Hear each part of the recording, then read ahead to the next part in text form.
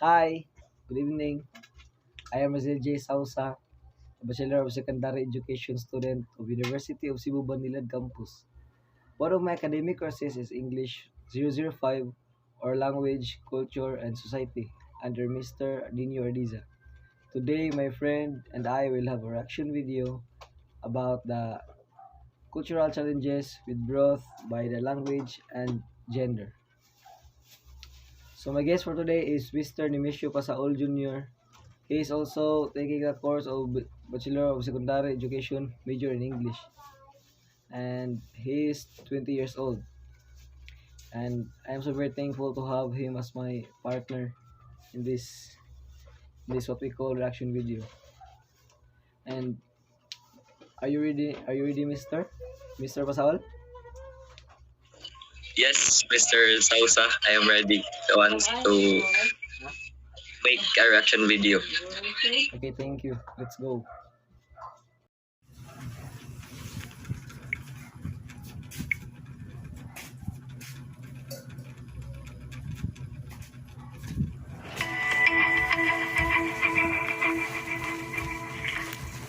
My mother started as a first-year student at the University of North Carolina in 1972.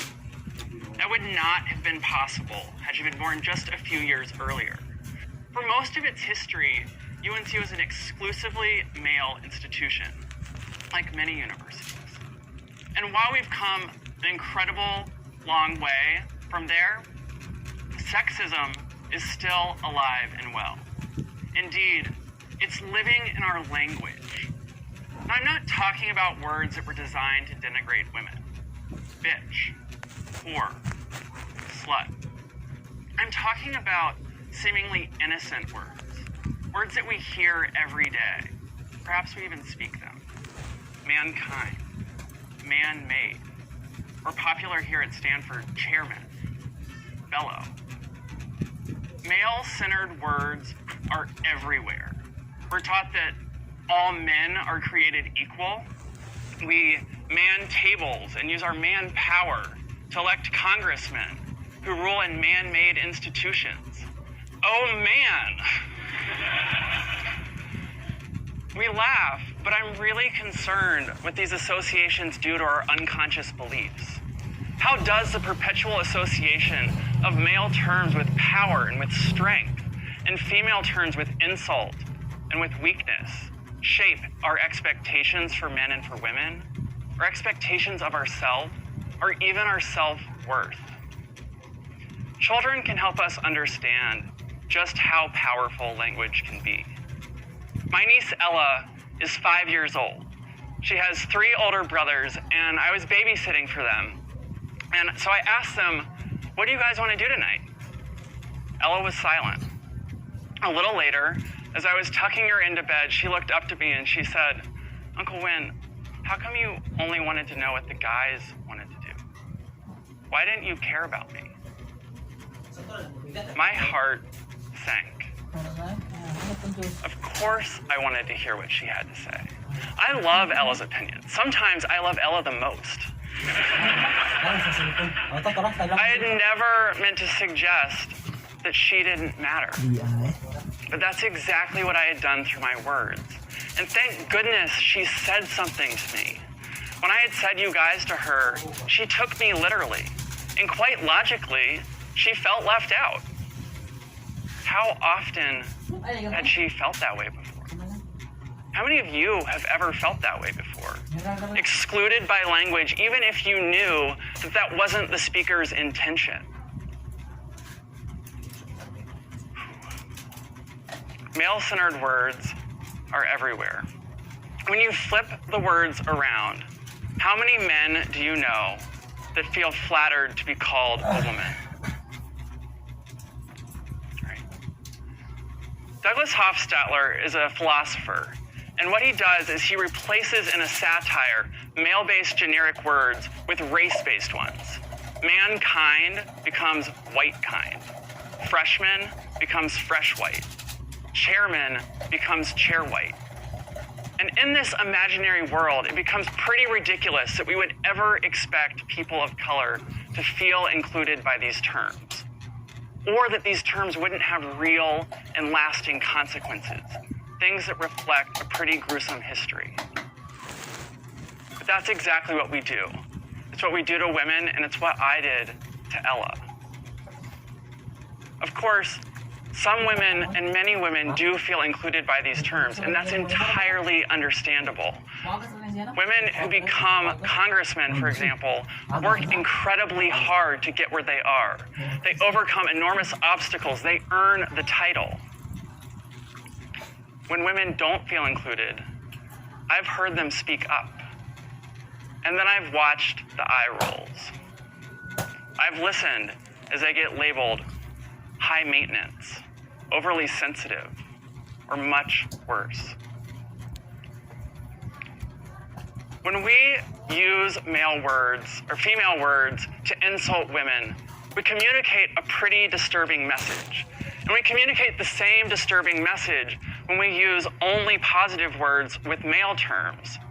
Sociologist Cheryl Kleiman explains that when you use chairman for women, yes, a particular woman can become a chairman, but women as a group cannot. Chairman sets the expectation that chairmen are men. And when a woman achieves that title, she's merely an exception. Never the rule, rarely the expectation. When we use male-based generics, we erase women linguistically. Symbolically, we annihilate them. Now, there's a visionary who I love, Marilyn Frye, and she imagines all of this gender inequality as essentially a bird cage that traps women inside. There are many, many wires to the cage. One wire is the wage gap. Another wire is sexual harassment. Another one is men's violence against women, and there's sexist English. The point here is that there are many, many wires, and these wires, no wire by itself traps the bird inside. It's all of the wires working together in combination that creates a prison. We can break that prison. With so many wires, I often get asked, why focus on language? Aren't there other wires that are more important? Let me be clear. Every wire is important. Every wire deserves to be broken, and every wire that we break creates a new opening. I like to single out sexist language for 3 reasons. The first reason is that everyone has the power to break this wire. It's entirely within our control. Each of us decides constantly what words we're going to say, what we're going to type in a text message, put in an email, what language displays on our websites or goes in official publications that we put up there. Language is a choice that we make constantly. It's our choice. The second reason is that we can break this wire right now. You don't have to wait. It's so much easier to start saying you all today than it is to close the wage gap tomorrow. Though of course we should do that too. The third reason is that gender inclusive language is inclusive of everyone, even men. It doesn't harm anyone when you switch to inclusive terms. Instead, it proactively signals your commitment to women. And what more powerful message to send? I want to acknowledge that while this solution is really simple, that doesn't make it easy. Male-dominated words are everywhere. They're deeply embedded in our culture. Getting rid of them requires intention. It requires unlearning. It requires a community to hold one another accountable. So let's do this together.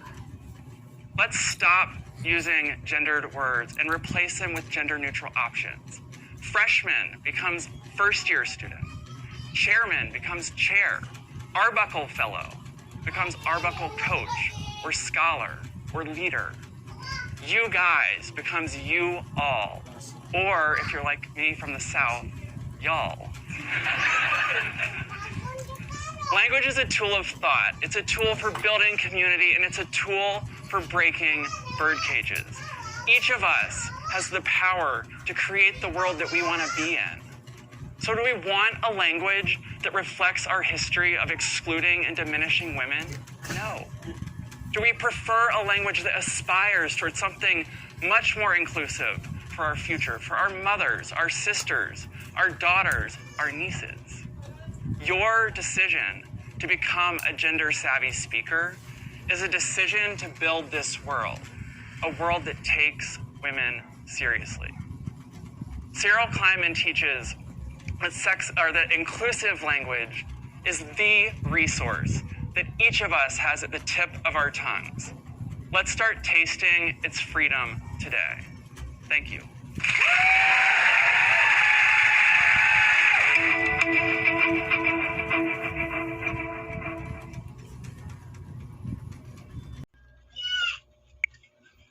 Sir, now that the video is done, do you agree with the speaker?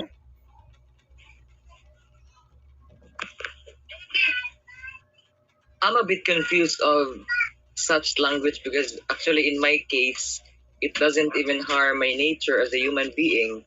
Well, I don't know about the others' opinion or ideas, but one thing is, but one thing that I am sure of is that it might be better if we use language generally, as what the man in the video said, that from you guys to you all. That that's my Okay, thank you. From the video, what unforgettable statements can you cite? And what are these impactful to you? actually I really noted when the man um said about the wires. It's many wires, and from those wires, no wire by itself trap the bird inside, and it is all of the wires working together in combination that creates a somewhat of prison, and every wire deserves to be broken by us since we have a freedom, and it's up to us if what wire we are going to broke, and every wire we break creates a new opening, and it provides a fact that can be used in our daily life, not just in general, depending on how people understand such saying. So thank you. So here's my last question, sir. So as a language speaker, what is your overall reaction to the video? Um, you're asking about my overall reaction on the video. So it has nothing to worry about the video that I have watched or the video that you have shared to me. And but with the sense of being professionals, knowing that the issue has raised, but anyways, for me it doesn't make sense at all. So that's all, sir. So thank you for your answers now, and also thank you for giving me the opportunity to have you in my reaction video. So thank you, sir. Welcome. But goodbye. Goodbye. Have a great day. Have a great day. You too.